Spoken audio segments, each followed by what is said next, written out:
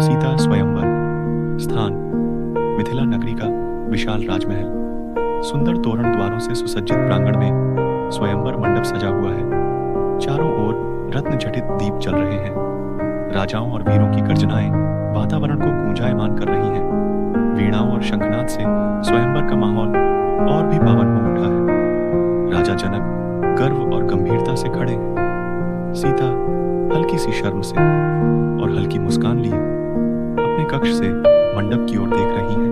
वह भी पूरे बल से प्रयास करता है पर असफल रहता है। सभी राजा एक एक कर प्रयास करते हैं लेकिन कोई भी धनुष को हिला नहीं पाता। कुछ तो थक कर पसीने से तरबतर होकर वापस बैठ जाते हैं। अब देखो मेरे पराक्रम को। यह धनुष मेरी बाहुओं की शक्ति से झुकेगा।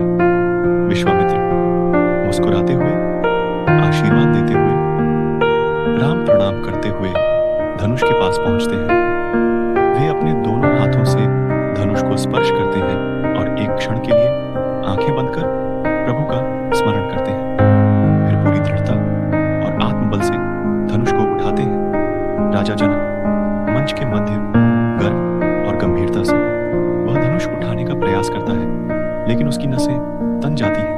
चेहरा लाल हो जाता है पर धनुष हिलता भी नहीं। हारकर वापस हट जाता है। हे वीरों, यह मेरा प्रण है कि जो भी इस महादेव के धनुष पर प्रत्यंचा चढ़ा सकेगा वही मेरी पुत्री सीता का वर बनेगा। यह कोई साधारण धनुष नहीं अपितु त्रिलोक विजयी शिव का स्वयं का दिव्य धनुष है जिसे हिलाना भी असाधारण बल का प्रतीक है। सीता स्वयंवर राजा जनक मंच के मध्य गर्व और गंभीरता से, हे वीरों, यह मेरा प्रण है कि जो भी इस महादेव के धनुष पर प्रत्यंचा चढ़ा सकेगा वही मेरी पुत्री सीता का वर बनेगा। यह कोई साधारण धनुष नहीं अपितु त्रिलोक विजयी शिव का स्वयं का दिव्य धनुष है जिसे हिलाना भी असाधारण बल का प्रतीक है। सभा में सन्नाटा छा जाता है। एक एक कर राजा और वीर आगे बढ़ते हैं। राजा काशी आत्मविश्वास से, मिथिला के महाराज, आपके इस प्रण को आज मैं पूरा करूंगा। मैं अपने बल और शौर्य से विख्यात हूं। यह धनुष मेरी शक्ति के आगे एक तिनके के समान है। वह धनुष उठाने का प्रयास करता है लेकिन उसकी नसें तन जाती हैं। चेहरा लाल हो जाता है पर धनुष हिलता भी नहीं। हारकर वापस हट जाता है। मगध का नरेश मुस्कुराते हुए गर्व से, अब देखो मेरे पराक्रम को। यह धनुष मेरी बाहुओं की शक्ति से झुकेगा।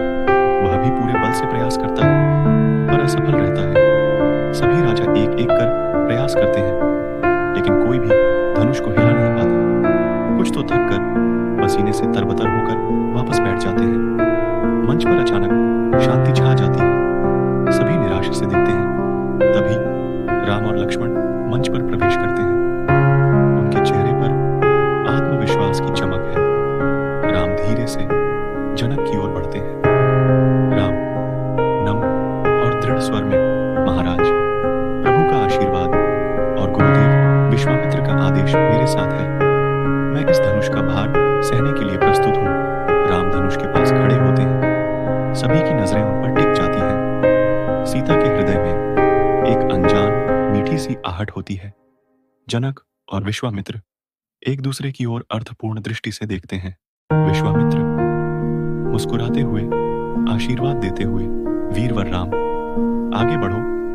यह समय तुम्हारे यश और शौर्य की महागाथा लिखने का है। राम प्रणाम करते हुए धनुष के पास पहुंचते हैं। वे अपने दोनों हाथों से धनुष को स्पर्श करते हैं और एक क्षण के लिए आंखें बंद कर प्रभु का स्मरण करते हैं। फिर पूरी दृढ़ता और आत्मबल से धनुष को उठाते हैं। संगीत तेज हो जाता है। राम धनुष को अपने घुटनों पर रखते हैं और पूरी शक्ति से उसे खींचते हैं। एक क्षण में जैसे ही प्रत्यंचा चढ़ती है, एक भीषण गर्जना के साथ धनुष भंग हो जाता है। संपूर्ण सभा में एक क्षण के लिए सन्नाटा छा जाता है। फिर एक साथ जयकारों की गूंज उठती है। जनक गर्व और उल्लास से, धन्य हो तुम राम, तुमने मेरी प्रतिज्ञा पूरी की है। मेरी पुत्री सीता अब तुम्हारी अर्धांगिनी बनने के योग्य है। तुम्हारे सामर्थ्य ने आज मेरी पुत्री को उसका योग्य वर प्रदान किया है। सीता के चेहरे पर एक हल्की मुस्कान आ जाती है। उसकी आंखों में नमी है